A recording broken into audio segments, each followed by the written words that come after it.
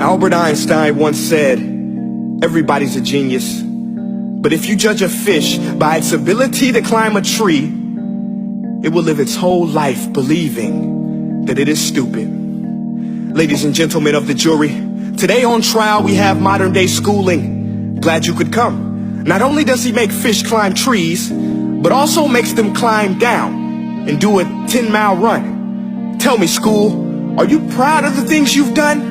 Turning millions of people into robots, do you find that fun? Do you realize how many kids relate to that fish swimming upstream in class, never finding their gifts, thinking they are stupid, believing they are useless? Well, the time has come, no more excuses. I call school to the stand and accuse him of killing creativity, individuality, and being intellectually abusive.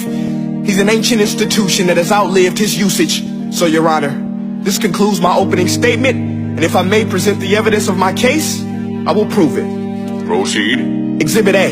Here's a modern day phone. Recognize it? Here's a phone from 150 years ago. Big difference, right? Stay with me. Here's a car from today, and here's a car from 150 years ago.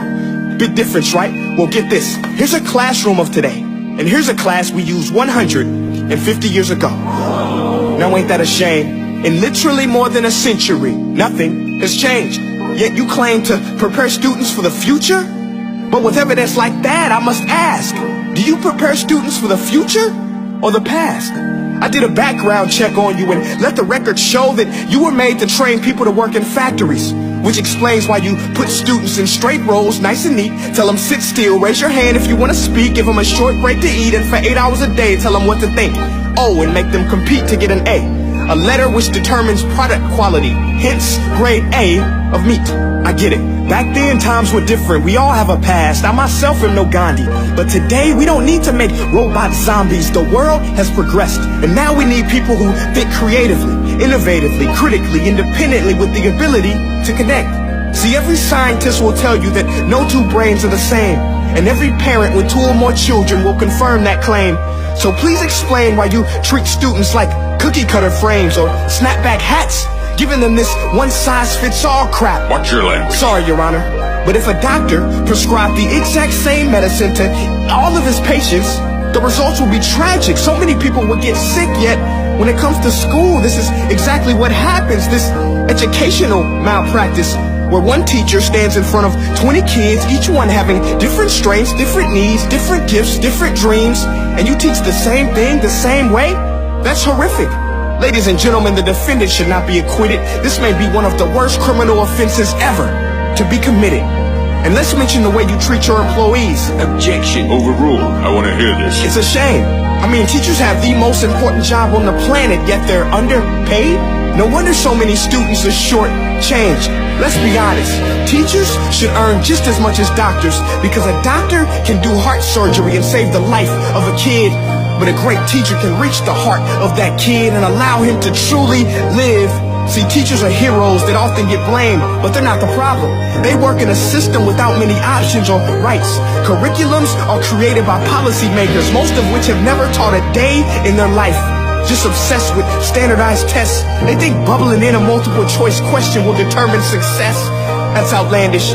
In fact, these tests are too cruel to be used and should be abandoned, but don't take my word for it. Take Frederick J. Kelly, the man who invented standardized testing, who said, and I quote, "These tests are too cruel to be used and should be abandoned." Ladies and gentlemen of the jury, if we continue down this road, the results will be lethal. I don't have much faith in school, but I do have faith in people. And if we can customize healthcare, cars, and Facebook pages, then it is our duty to do the same for education, to upgrade it, change it, do away with school spirit, because that's useless. Unless we're working to bring the spirit out of each and every student, that should be our task. No more Common Core. Instead, let's reach the core of every heart in every class. Sure, math is important, but no more than art or dance. Let's give every gift an equal chance. I know this sounds like a dream, but countries like Finland are doing impressive things. They have shorter school days. Teachers make a decent wage. Homework is non-existent, and they focus on collaboration instead of competition. But here's the kicker, boys and girls. Their educational system outperforms every other country in the world. Other places like Singapore are succeeding rapidly. Schools like Montessori, programs like Khan Academy. There is no single solution, but let's get moving.